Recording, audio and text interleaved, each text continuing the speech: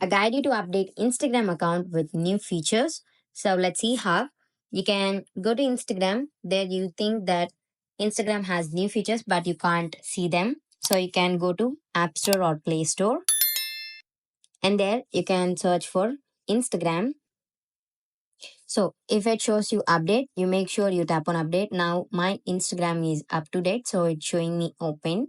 So it will definitely show you update if Instagram account has new features and you have not got them.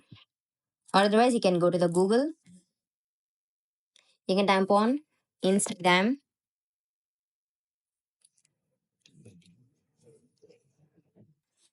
Here you can scroll to find Google Play or App Store. There you can tap on that.